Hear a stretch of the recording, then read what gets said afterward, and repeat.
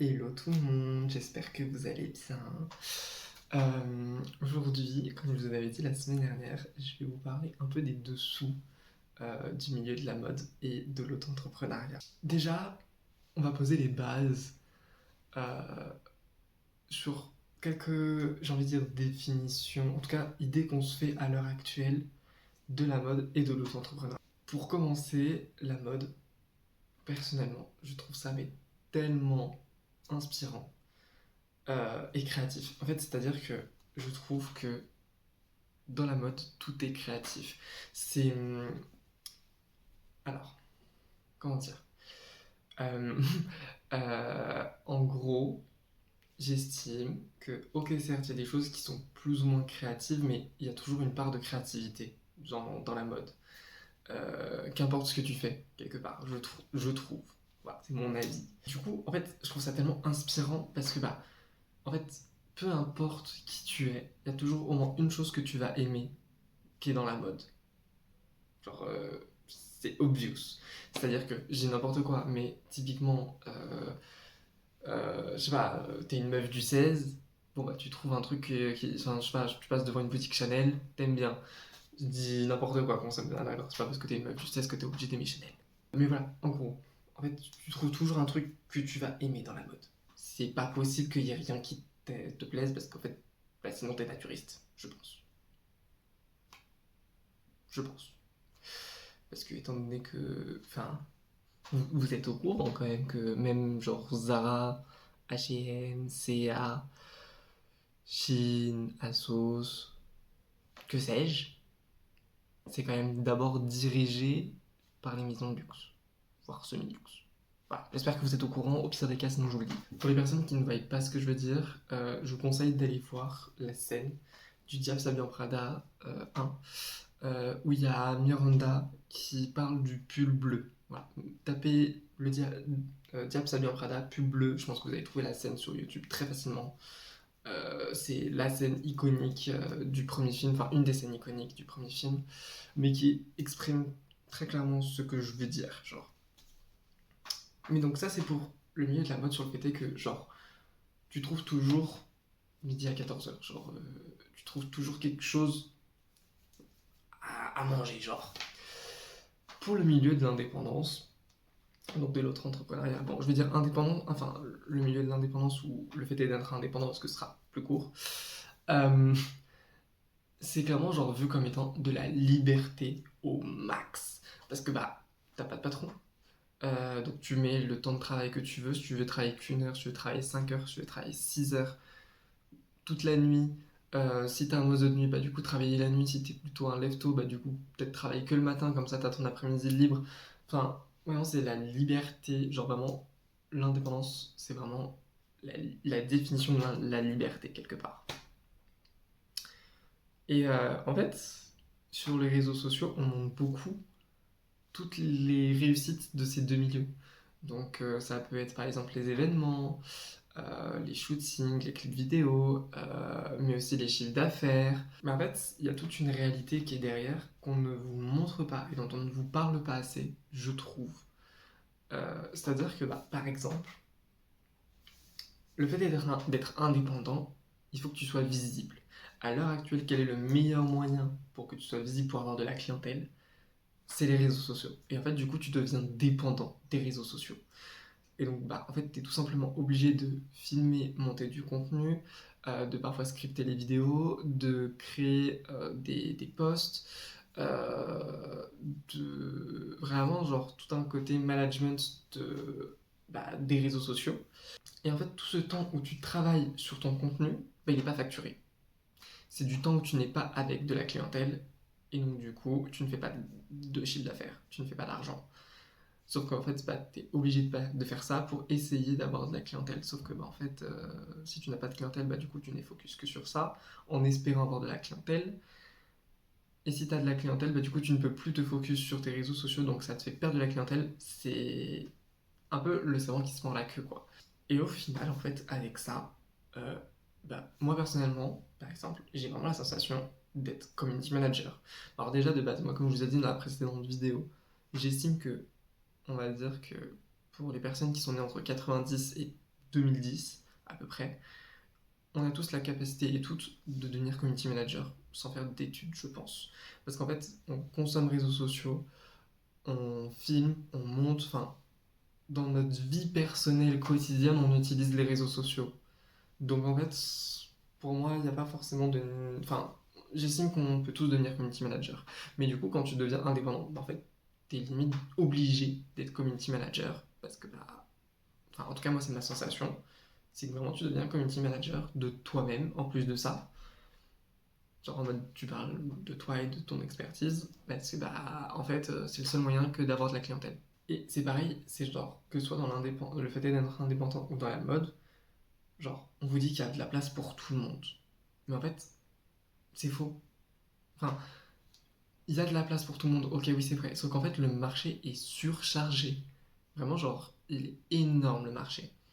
C'est-à-dire que, du coup, t'es obligé, bah, en fait, de te démarquer parce que bah, t'as de fou de la concurrence, quoi. Donc t'es obligé d'apporter ton petit truc en plus, ta petite touche personnelle, etc. Et en fait, bah, si quelqu'un a déjà fait tout ce que toi tu fais et est déjà sur le marché depuis un certain temps, bah, en fait, juste, bah, tu peux rien faire, concrètement. Ou si tu fais, bah, en fait, peut-être que tu vas passer, du coup, donc, derrière cette personne. Et bah, du coup, en fait, t'es obligé de te démarquer. Le truc, c'est qu'en fait, on vous demande d'être différent, mais pas trop. Par exemple, genre la mode, elle se veut, en tout cas, hyper inclusive. Mais en fait, elle a ses propres codes. Dans la mode, bah, en fait, on vous demande d'être méga original pour justement se démarquer, donc être visible et qu'on se souvienne de vous. Mais en fait, si t'es trop original, bah, enfin, les gens parfois peuvent dire que du coup tu n'es pas pro, ou alors qu'en fait juste t'es trop étrange. Et c'est vraiment genre un truc, il y a encore des personnes, même dans le milieu de la mode, hein, qui ont encore cette façon de penser que genre, pour certains événements, il faut s'habiller de telle ou telle manière pour passer pour pro, etc. C'est-à-dire que genre, par exemple, il y a des personnes, parce que c'est un rendez-vous pro, elles vont faire exprès de s'habiller en noir à chaque rendez-vous pro pour passer inaperçu ou en tout cas que voilà, ça fasse pas de vague quoi. Et en fait, pour réussir autant dans l'indépendance que dans la mode, il faut avoir du réseau. C'est-à-dire que genre il faut que les gens vous connaissent, que vous connaissiez les enfin en tout cas que les gens vous connaissent et aillent un peu genre grappiller votre nom un peu partout où ils peuvent quoi. Parce qu'en fait, au début, il n'y a que ça qui marche. C'est le fait qu'on parle de vous. Parce que vos compétences en fait vont être trouvées insuffisantes dans le sens où en fait c'est-à-dire que ok t'as fait un shooting mais en fait je suis pas sûr que genre t'as bien travaillé entre guillemets tu vois, c'est si quelqu'un va venir me voir me dire que ah tiens je connais telle personne alors elle a travaillé sur un seul shooting mais franchement ça s'est trop bien passé, elle fait ça c'est ça sur son univers, en fait d'un coup ça devient plus vendeur. Donc bah, en fait, tu vas aux events, t'es invité à des events, tu travailles sur des events ou sur des choses, etc. uniquement grâce au réseau. Et donc au début, en fait, tu es obligé donc, de faire très souvent des collaborations, donc de ne pas être rémunéré, pour te faire un réseau, pour que derrière, tu espères qu'on t'appelle pour travailler et être rémunéré. Parce que, genre, qu'on se le dise, hein, quand tu es indépendant, ça, alors très souvent, ça peut arriver, mais enfin, ça peut arriver que ce ne soit pas ça, mais très souvent, ça ne décolle pas tout de suite. T'as pas tout de suite de la clientèle tous les mois, voilà, hein, qu'on se le dise. Puis en plus de ça, parfois, étant donné que bah, c'est en fonction de la clientèle qui vient te voir, bah, tu peux avoir des mois où genre tout va bien, tu roules sur l'or entre guillemets quoi. Et il y a des mois où t'es dans le rouge. Clairement, t'es dans le rouge. Donc en fait, à côté du fait d'être indépendant, tu dois avoir un travail alimentaire. Donc ça te fait 2 fois plus de charges de travail, genre.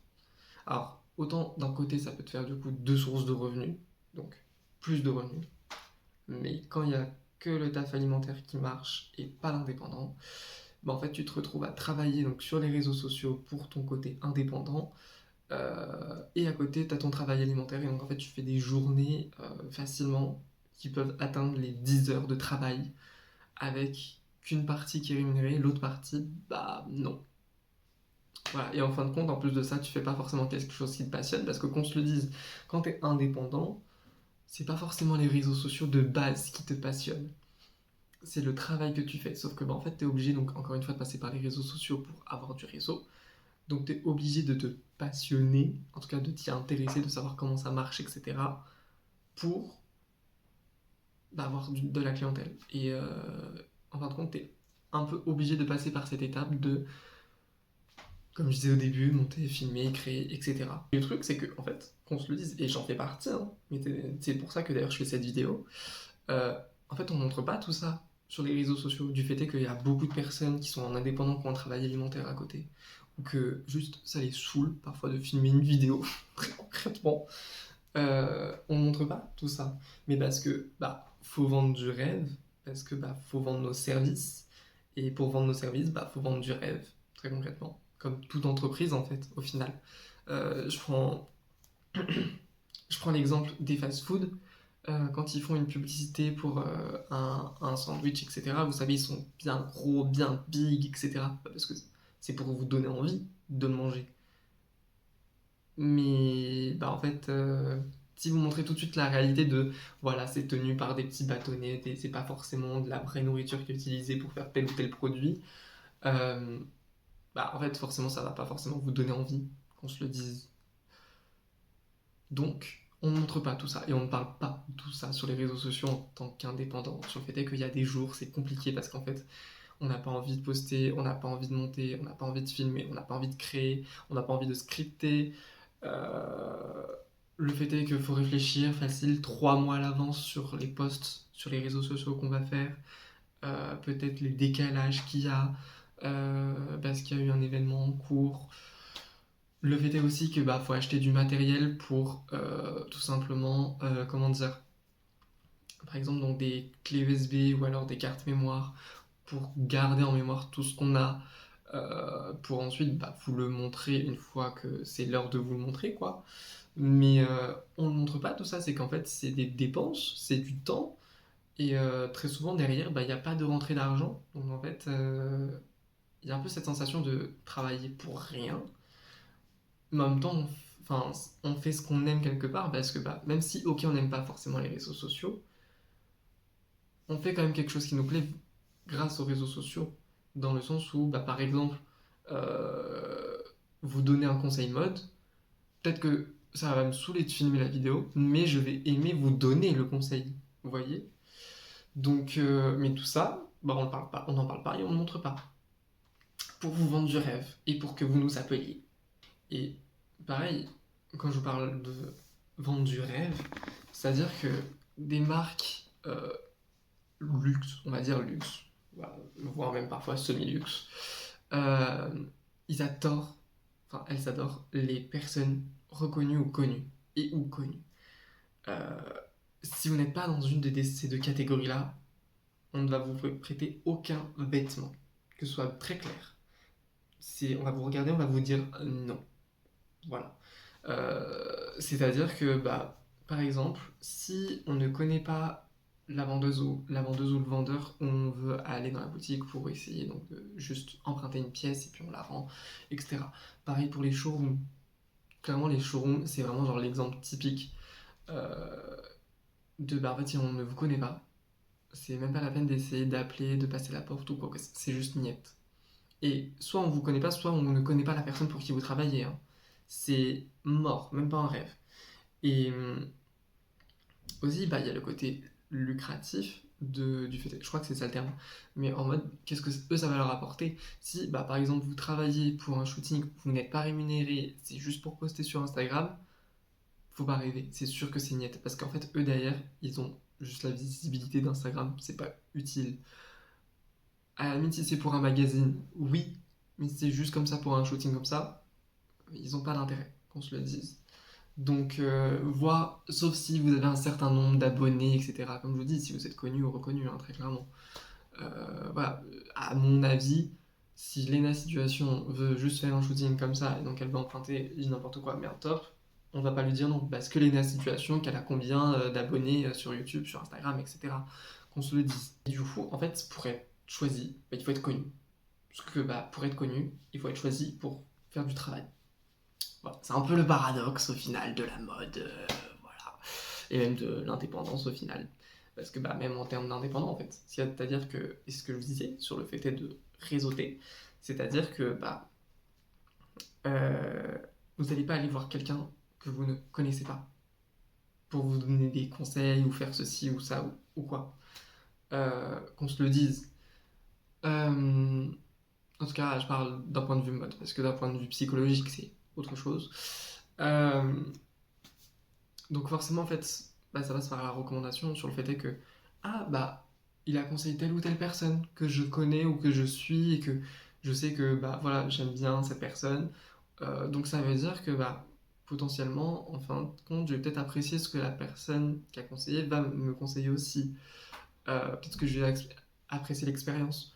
Sauf que, bah, pour qu'il y ait des personnes qui viennent nous voir, du coup, il faut que on soit connu ou reconnu.